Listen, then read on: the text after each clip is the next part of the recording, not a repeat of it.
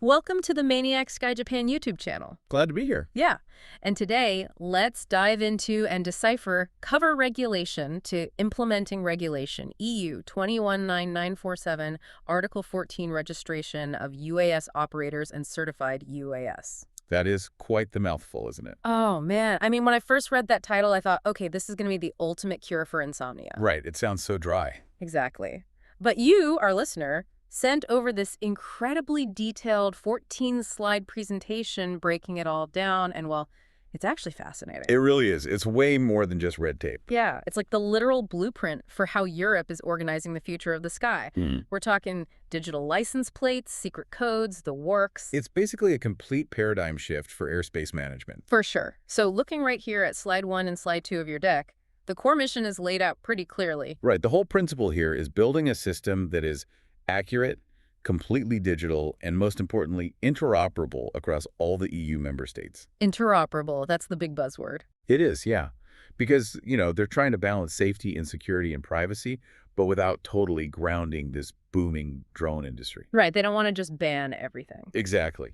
Historically, aviation was just a few thousand big planes at major airports. Now, it's millions of small drones launching from backyards and parks. Which sounds like chaos. The complete chaos. Yeah. So interoperability means breaking down national silos. A drone registered in France can't just disappear from the system if it crosses into Germany. The databases have to constantly talk to each other. Okay, that makes sense. But before we get into how to register and all the database stuff, we really need to figure out who actually needs to get in line. The velvet rope of drone regulation. Exactly. So moving on to slide 3, this is where we talk about who actually has to register. Right. And it all depends on the risk category. Yeah. So your notes point out that if you're flying in what they call the specific category, so high risk, beyond visual line of sight, you just have to register, period. No exceptions there. Whether your drone is the size of a bug or a compact car, if it's high risk, you register. But for the average person, the weekend hobbyist in the open category, there's a checklist. And this is where it gets interesting. Yeah, there are 3 distinct thresholds. Okay, let's unpack this checklist. First rule on slide 3. You register if your drone weighs 250 grams or more. Right, the mass threshold. Which is so light, that's like, what, 2 sticks of butter? Basically. It all comes down to terminal velocity. Even a small piece of plastic falling from high up can cause serious injury. Ouch. Yeah. Okay, second rule. You must register if the drone has a sensor that can capture personal data. Basically, a camera or a microphone. Right. Even if it's super light, if it can peek into a bedroom window, the EU wants to know who owns it. Privacy is a huge deal for them. Massive deal. The GDPR influence is very strong here. Totally. But then we hit the third rule on the checklist, and this one made me do a double take. The famous 80-joule rule? Yes. You have to register if the drone can transfer over 80 joules of kinetic energy to a human upon impact. I love that they used a physics equation for a law. It's brilliant, actually. It is, because, and for you listening, I actually had to look this up to visualize it, 80 joules is roughly the equivalent of taking a hard-thrown baseball straight to the chest. Wow. Yeah, that paints a picture. Right. It takes this abstract physics term and makes it real. If your machine hits like a major league fastball, they want your name. And the reason they use kinetic energy instead of just weight is to future-proof the law. Oh, because of speed. Exactly. Imagine an ultralight carbon fiber racing drone. It might weigh less than 250 grams, but if it hits you going 100 miles an hour, the energy is devastating. So it forces those super fast drones to register too. That's clever. Very clever. But wait, looking at slide 4, there's an exception that honestly saves a lot of parents from a massive headache. Ah, yes. The toy exemption. Yeah, because I immediately thought, wait, my kid has a tiny plastic drone with a terrible little camera on it. Am I suddenly an EU-regulated UAS operator? And you'll be happy to know you are not. Thank goodness. I really did not want to register a toddler's plastic spy drone with the federal government. Right. So, if the drone is officially classified as a toy, under the EU Safety of Toys Directive, that's Directive 2009/48/EC, you are entirely exempt. Even with the camera? Even with the camera. Mm-hmm. If it passes the safety checks for kids under 14, the aviation authorities just step back. It keeps the databases focused on real risks, not millions of literal toys. That is just a huge victory for common sense. Truly. So before we jump into exactly where and how to fill out the paperwork for the non-toy drones, I want to take a quick second. Please let me know your thoughts in the comments, leave a like, and don't forget to subscribe. Even though I'm an AI, your support really boosts my motivation to improve my pronunciation and create better content for you. Definitely leave a comment, folks. We'd love reading them. Absolutely. Okay, so moving on to slide 5 and 6. We know who has to register, but where do you actually belong in this massive bureaucracy? This is where that interoperability rule really flexes its muscles. Right, the rules of residence. Exactly. If Right. you're a natural person, just an individual, you have to register in the member state where you actually live. And if it's a business? Then you register where you have your principal place of business. But here is the critical caveat. You cannot be registered in more than one member state at a time.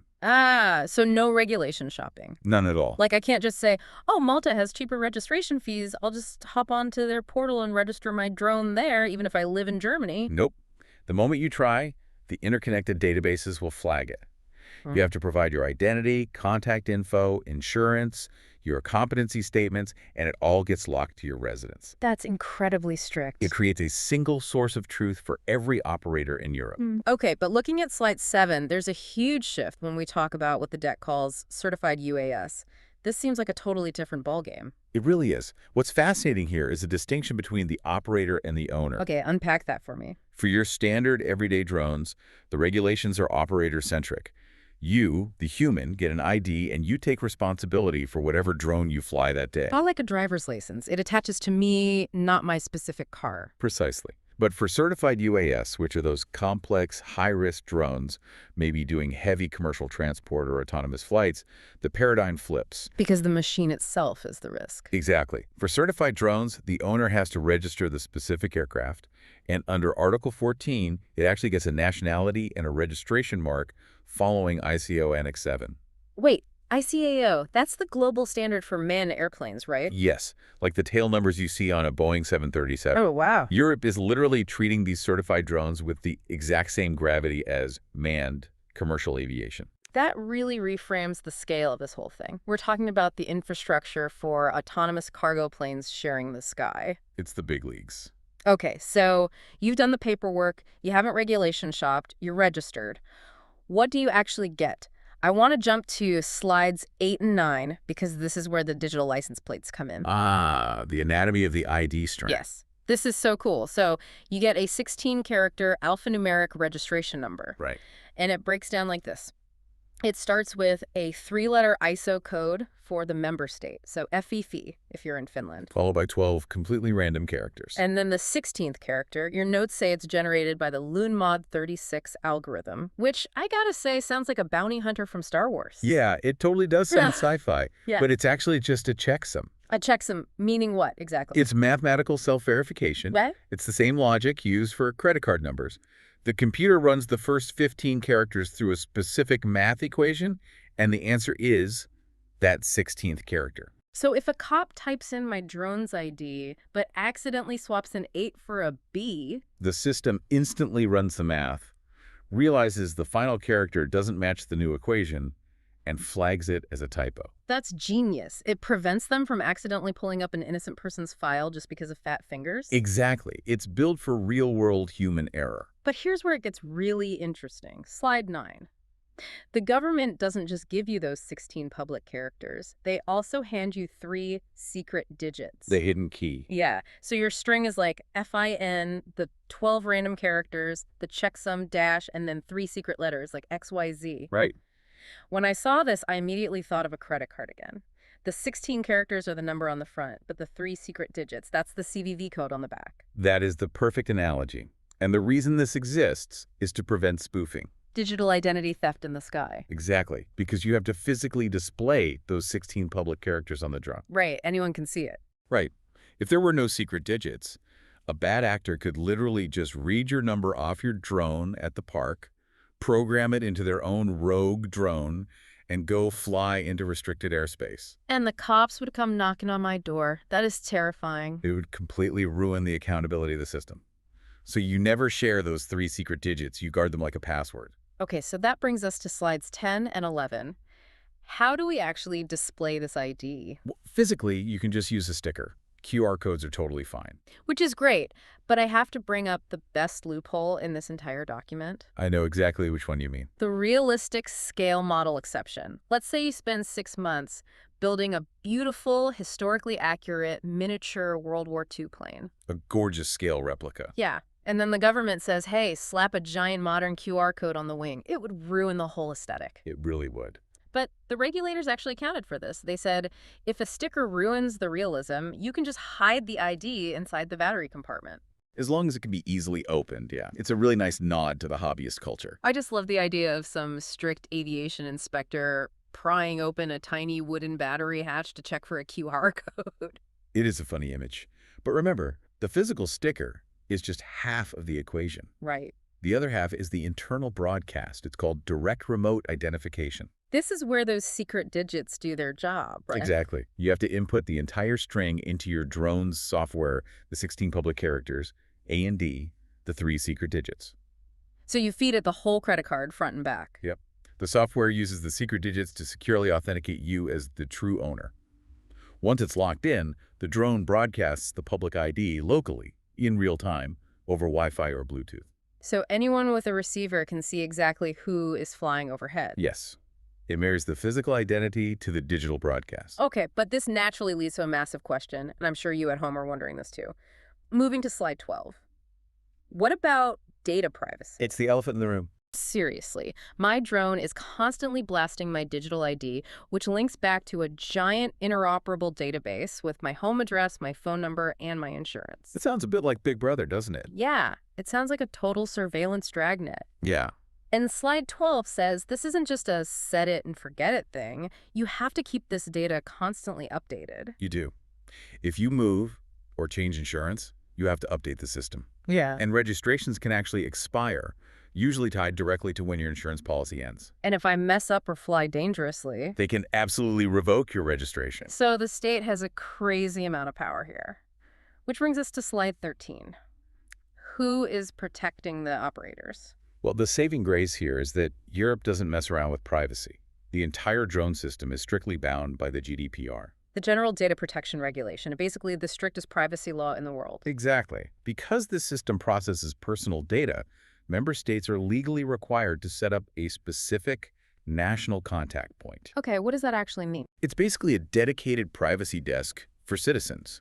It gives you a direct, transparent way to access the data the government has on you, see how they're using it, and demand corrections if anything is wrong. Okay, so it's like an accountability mechanism aimed back at the government. That's a great way to put it.